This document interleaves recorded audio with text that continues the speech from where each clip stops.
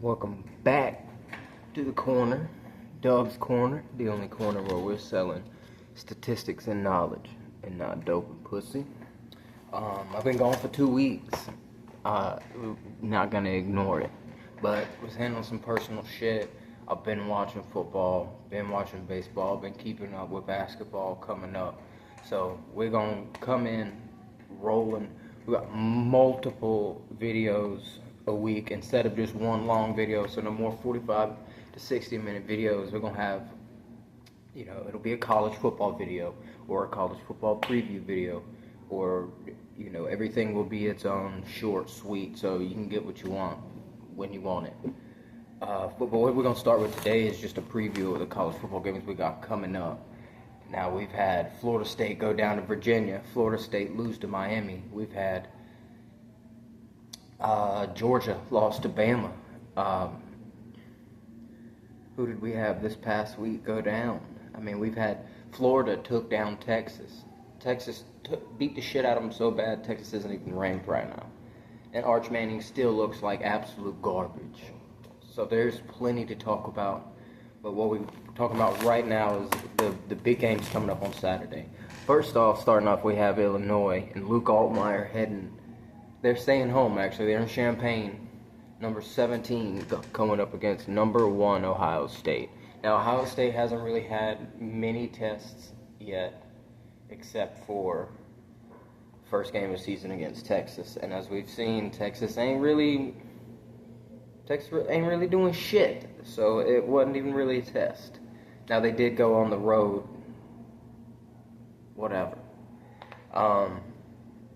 I'm not gonna lie, I don't trust Illinois and Altmyer like that yet. I really don't. I think Ohio State wins it purely because they've been there before. Illinois ain't been there in a while. I mean, it's been 10 years since Illinois was legitimately worth a fuck. So I've got Ohio State taking that one all day. Next is a game that I really don't even know. I didn't even put many notes for it because I think it'll be probably one of the more interesting games to watch this weekend. But number 8 Alabama takes on number 14 Missouri in Missouri. Now, Missouri's defense has been pretty good this year, honestly. Has been decent, which you're expecting that in the SEC this year. That's what everybody's pretty much hanging on to, because nobody's offense is really popping except for Oklahoma and Ohio and Ole Miss. Now, Vanderbilt is Vanderbilt. They gonna get it done no matter what, week to week. So, me personally, it's gonna come down to if Ty Simpson can get it going and if Missouri's offense can score at all. If Ty Simpson does what he's done the last 3 weeks, I'm giving it to Alabama all day long. No problems. Next, I've got number 25 Florida State, who has lost 3 in a row. Or no, they've lost 2 in a row. 1 to unranked Virginia, 1 to Miami, in Miami. So I've got, and they're doing it against an SEC foe who is a motherfucker, a little sneaky fucker in Pitt. With every single year, you're going to see Boston College, Pitt, Syracuse, Georgia Tech. One of those boys are going to take down a top 15 team late in the season. Now, we're at the midway point right now, so we're not really too late for some of these people to kind of make a loss look a little bit better with some conference games left. So, I've got Florida State pulling it out. I love Florida State's offense. I think they absolutely shit the bed in Virginia, and you can't really do much about it other than turn around and get a big win against Miami, and they didn't do it. So I think they bounced back, and they had a top offense going into before these last 2 weeks. So I 100% see Florida State coming out and scoring a lot of points right here, making a name for themselves. And if they lose, this would be the second unranked loss they've had in 3 games out of 3 in a row. Kurt Signetti's Indiana Hoosiers go to Eugene to face the number 3 team in the nation, Oregon. Which, top offense, they get a big win last week against Penn State. Not Penn State, I'm sorry. That was a team that went down against UCLA last week.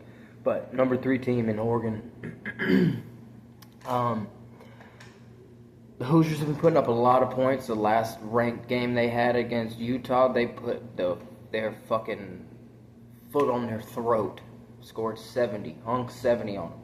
So I believe they had over 600 yards of offense in that game. I'm sorry, you're not doing that to Dan Lanning's Oregon. As much as I don't exactly like them, you're not doing that to Oregon. I think Oregon takes this one easy. I think they win by 2 touchdowns. Number 6, Oklahoma takes on Texas in Dallas at the Cotton Bowl in the Red River rivalry. Now, Mateer's come out and said he's going to try and play. You wouldn't expect anything less coming out of this rivalry. I mean, this is one of those that you scratch your head on why it's not the last game of the season, like a Alabama Auburn or a Georgia Tech or a South Carolina Clemson. You know, it's one of those. This is especially this year. This is a make or break. Especially Mateer coming off hand surgery only 2.5-3 weeks ago. I think if Mateer causes more issues than help, you know, if he hurts them more than helps them this weekend, I think Texas has a chance, but I just don't trust this Texas offense at all. And then the defense last week looked like shit. That's been their only thing. That's been their thing, is that, nobody's scoring on them. So, and Oklahoma's defense is just super good this year. Oklahoma has been one of those teams that has always been a 45.5 points per game offense, and they're scoring a lot of points. They have a very good offense, but their defense has been holding it, has made them, yes, for sure, Oklahoma should be in the top 10. That completes them, makes them the full package where you trust them in the playoffs. This is an SEC team. Oklahoma was a team where we thought we were going to have questions about, and Texas is unranked right now, preseason number 1 in the nation. So, next we have Florida coming off a big win against Texas, staying in the state of Texas, going against number 5 Texas A&M. I do not trust Marcel Reed in the slightest bit. I really think that Florida could pull it off. I think they can pull it off. So, Georgia, number 10 Georgia taking on Auburn in Jordan-Hare.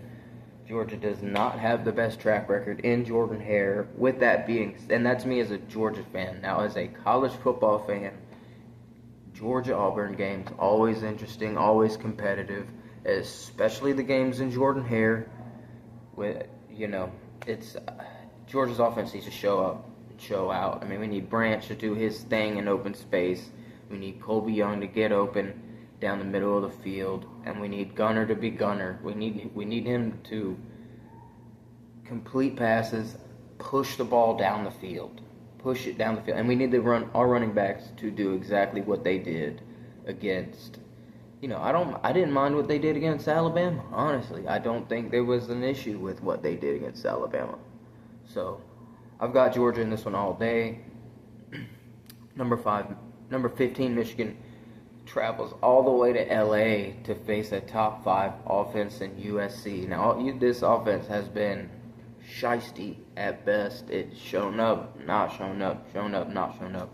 So, and Justice Haynes is my Heisman. I think Justice Haynes, Michigan's running back, is going to run all over this defense.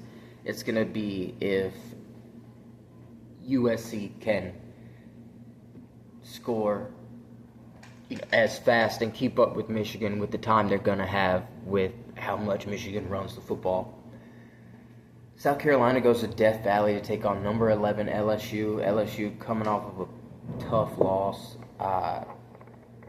can Carolina's slow offense finally show up in this game? Can they start